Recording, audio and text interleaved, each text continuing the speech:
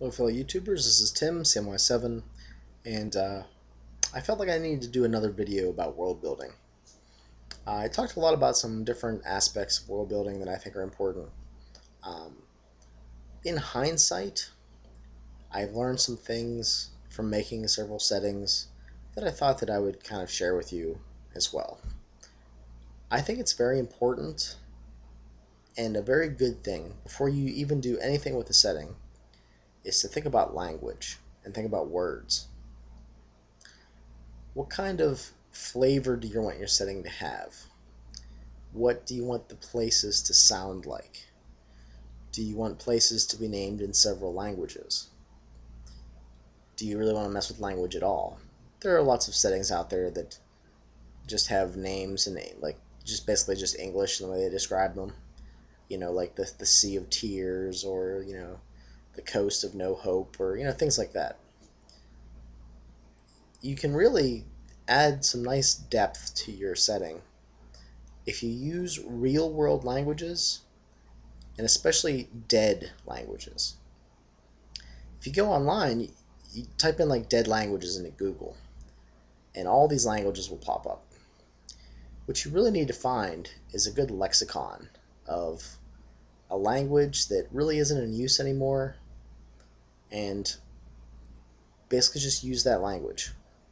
For my Burning Heaven setting, that I'll probably do a video about in the near future when it's a little bit more fleshed out. I use Sumerian as the base language, as sort of like the common tongue where everything is named in, and I use Sumerian as use it for character names, place names. I think that's about it. And what's nice about it, I'm sorry, and I also use Sumerian to name the creatures and some of the other things that are in the setting, some of the other monsters, or there's some.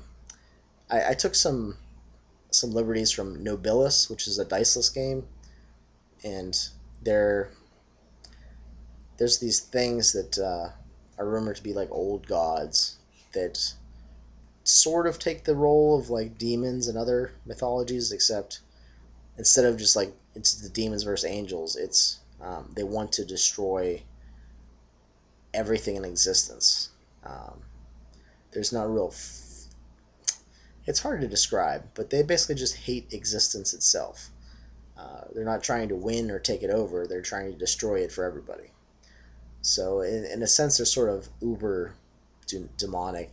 Just I don't know. But there's I can't even remember the name of them in Nobilis.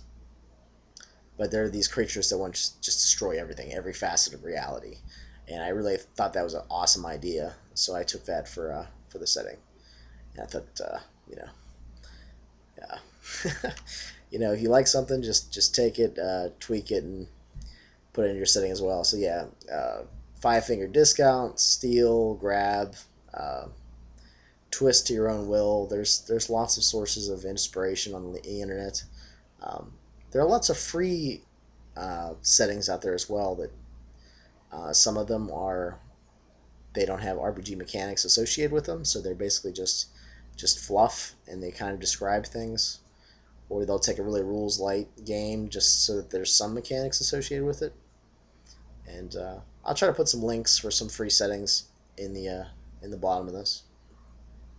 But I really can't stress enough how cool it is to be able to name things in a language without you just having to make up silly nonsense words all the time. It adds a layer of depth, and you can really tell that all the words have been generated using the same language because they have the same sound to them.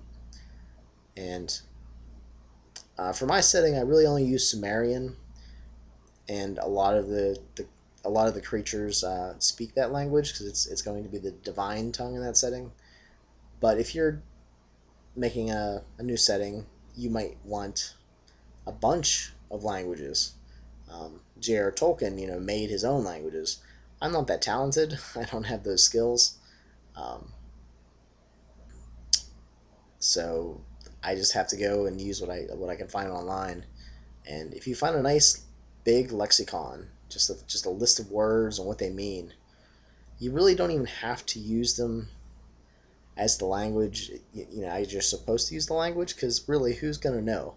Um, if you're supposed to put like adjectives after the nouns or some strange, combination of words or compound words.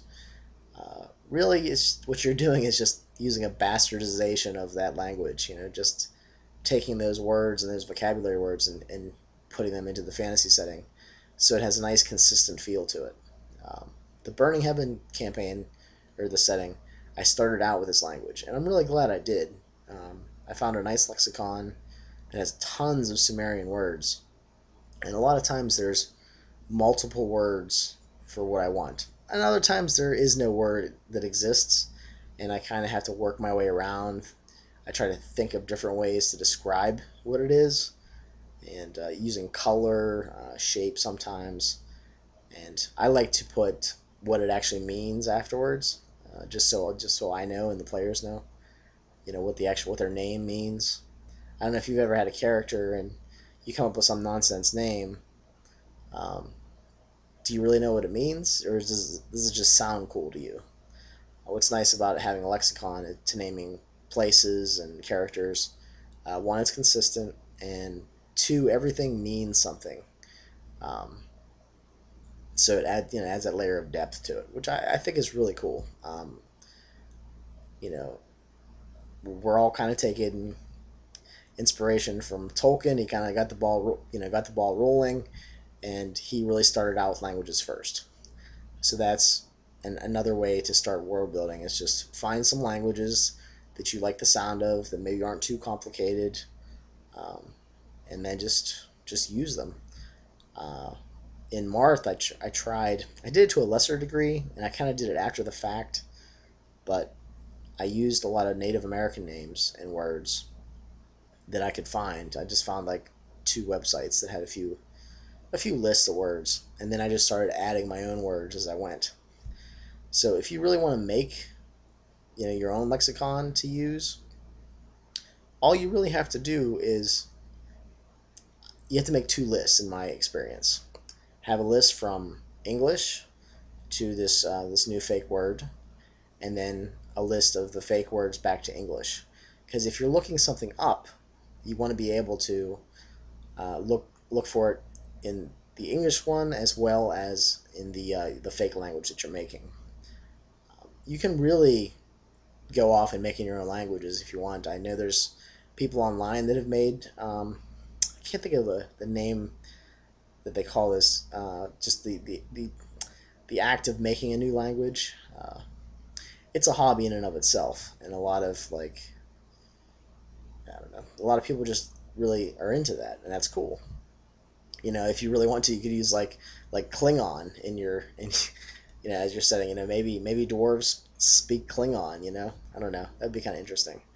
But language is important, and while I might not have a lot of skill with language, I can use the skills of others and what they accomplish to bring that to the setting. When I did the Marth campaign, people thought it was cool that there was a list of words and then their character names would mean something. So I don't know. They really dug that. So that was pretty neat. So language is important. I think it's a good first step, but everybody's different. Maybe you don't like the idea of language being that important, or maybe you think that a lexicon you don't really need it. Then that's fine. You don't need it. Just start somewhere else and work from there. And it's interesting though. It's kind of like making a cake. You have this recipe, and there might be like the popular way that's in the book. The actual official recipe. But if you want, you can throw different ingredients in, or different amounts of things, and it's going to be a different cake when you're done. So depending on how you want to do things, it can affect the feel of the setting and the presentation of it and how the players take it in. So there's a lot to think about. I mean, you're literally creating an entire reality unto itself. You're like a god making things, so it's a lot to think about. So don't let it go to your head, but enjoy making your own little world.